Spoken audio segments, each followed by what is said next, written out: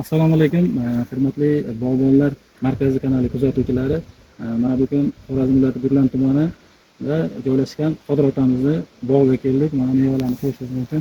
Mana ertaki sortlarimiz, yozgi sortlarimiz olmani chiroyli bo'lib, rang olib turibdi, ko'rishingiz mumkin.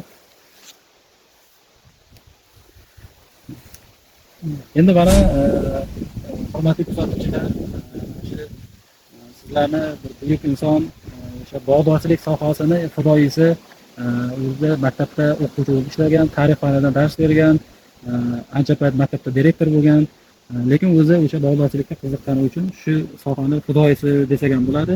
Shu inson bilan sizlarni tanishtiramiz. Assalomu alaykum. Assalomu alaykum. Xabarlar yaxshimisiz? Barakat, bizga barakat. O'riklar terishni boshlab turgan. Qodir aka, endi o'zingiz bog'ingiz bo'yicha bir ma'lumot berib, kuzatuvchilarga ma'lumot bersangiz. Şimdi Sadarbek bu fen kandidati bizden beri yaxshi biladi. Mevaning tilini tushunadi. Har bir narsaning o'zining tili bo'ladi. Yerda va mevaning tilini biladigan shu fan sohasi bo'yicha qishloq xo'jaligidagi olmalarni, gilaslarni va boshqa mevalarni rivojlantirish bo'yicha mutaxassis kandidat nomib. Hoş gelipsiz. Maşallah bilan ko'rib, suhbatlashib o'tirib, bog'larda ko'pincha masala so'rab turamiz. Hasharotlarga qanday kurash kerak, qanday o'g'itlar berish kerak, qanday o'g'itlar berish kerak deb qo'ldan kelgancha shu maslahatlarga amal qilib, shunday chiroyli mevalarni yaratdik. Bu bog'da o'zim danagidan iyaga ulab, muqaddilab katta qilganman, oilam bilan, o'zimni, farzandlarim bilan, oilam bilan. Buni hozirgi kunda sahatini ko'rib shunday chiroyli mevalar berib turibdi. Shu mevalarda yeymiz, ortiqcha qilib sotamiz. Hozir xo'jalikda paydo bo'lib turibdi, xalqda paydo bo'lib turibdi. Har turlidan ko'zim qizg'an normalardan bilaverganman-da men. Shuning uchun haqiqatan har turli bir chetdan qilmaganman, mutaxassislarda bir chetdan qilish kerak. Bu tomonda olma bo'lsa, bu yoqda gilas bo'lishi kerak deydi. Bu turi bunday qilganlar shu aralashtirmay, gilasni bir joyga, olmani bir joyga eksa, ishlovga berishda ham uni qarashda ko'p foydasi bor. Ko'p odamlar hozirgi yil ob-havo yomon keldi, meva bo'lmadi deyishadi. Men bu gapga 100% qo'shilmayman, 100% deb aytaman. Bu ma'lum miqdorda 60% ko'rib bo'ldi. Biltirga qaragan nisbatan daraxtlar siyrakroq. Siyrak bo'lsa da Xudoning bergani uchun. Xudo kelishib beribdi, rizqlarimni aytuvchi odamlarga.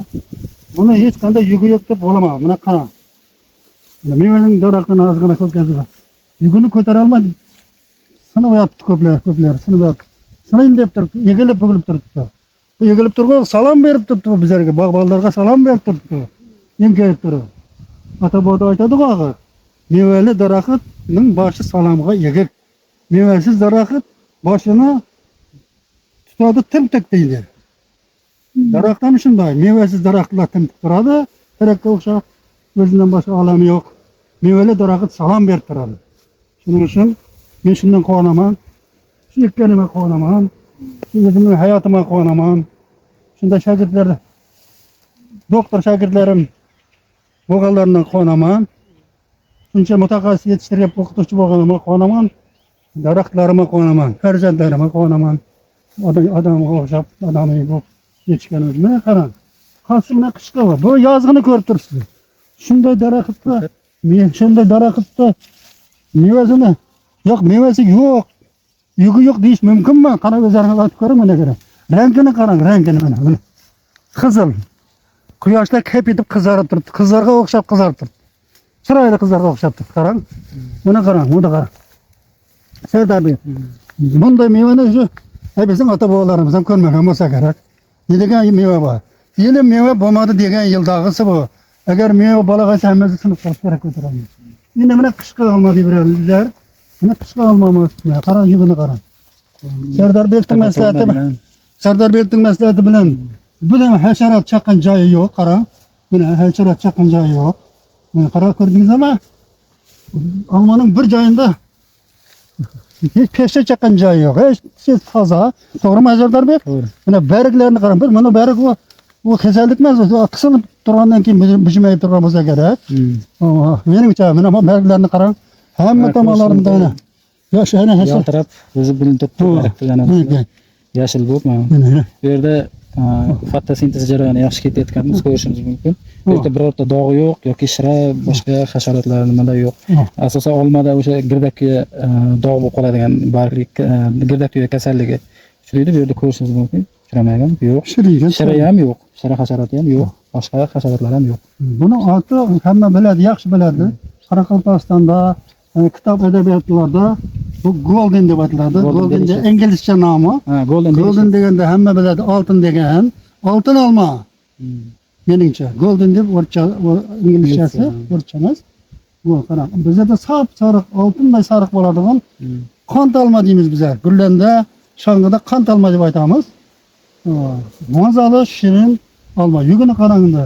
Agar shundan ziyodaroq yuk bo'ladigan bo'lsa, bu daraxt buni ko'taraverami?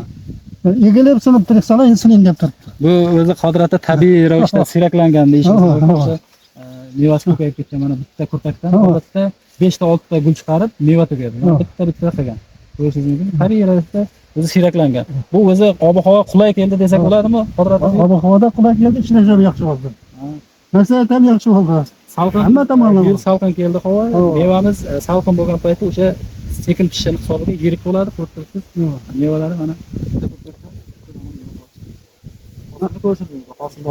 Mashruqalar ham shunday.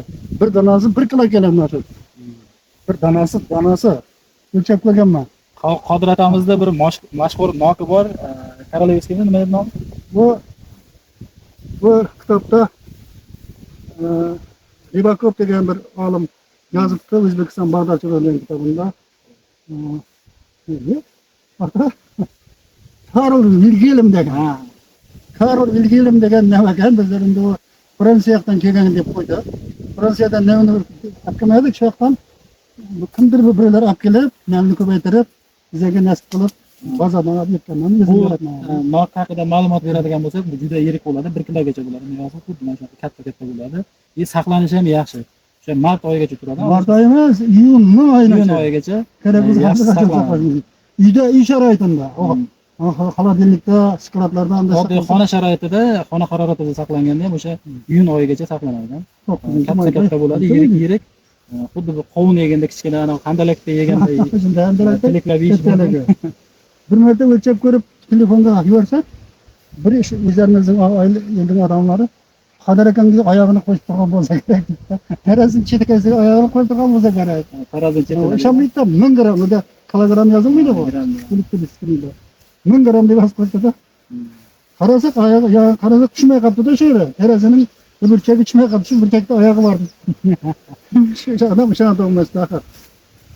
Bizda diplom bo'lsa, Qodir aka o'zi aslida doktorni olib kelgan bo'ladi. Professor inson soha bo'yicha necha yildan beri o'zi asli tarixchi bo'lsa ham mana shu bog'dorchilik sohasida kelgan odamlar bilan bahslashib, bu fikrlashib, har xil ma'lumotlar almashib, shunaqa qilinadi.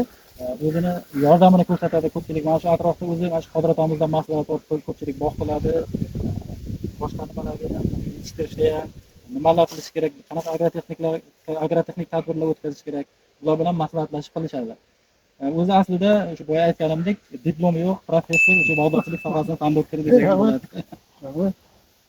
Qodir aka, rahmat, vaqtingizni ayamaganingiz uchun sizga kattakon rahmat. Shu Toshkentda yerdan kelib, bog'imizni ko'rib, yaxshi so'zlar aytganingiz uchun katta rahmat olayim. Vaqtingiz yetmag'ay. Eng katta olim bo'lib, bog' bo'yicha faqat qanaqa bizning shong'ining bog'larini emas, butun O'zbekistonda shunday yaxshi bir, bundan ham yaxshi rivojlanib borayotgan O'zbekistonda tezlashtirib, chiroyli bir mamlakatga aylantirishga tilakdosh bildiraman. Sog'lik bo'lg'ay, salomatlik. Rahmat sizga ham, vaqtingizni vaqt ajratganingiz uchun, bog'laringizni ko'rsatganingiz uchun. Hurmatli kuzatuvchilar, bizni kuzatishda davom eting. Biz mana endi Xorazm viloyatiga kelganmiz. O'sha Xorazmda qanaqa bo'ladi? Bizda Xorazm viloyatining mevalari boshqa viloyatlarga nisbatan shirinroq bo'ladi. Nimasi bilan? Bizda quyosh yaxshi tushadi, havo issiq bo'ladi. Shuni hisobiga mevalar shirin bo'ladi. Ham yerimiz ham yaxshi. Yerimizda ham anaqa sho'rdi hisobiga ham o'sha boshqacha bir ta'mga ega bo'ladi. Uzumlarimiz, ayniqsa toyfalarimiz yirik juda shirin bo'ladi. Biz bu bo'yicha ma'lumotlarni kanalimizga joylab boramiz. Bizni kuzatishda davom eting. Hammaga rahmat.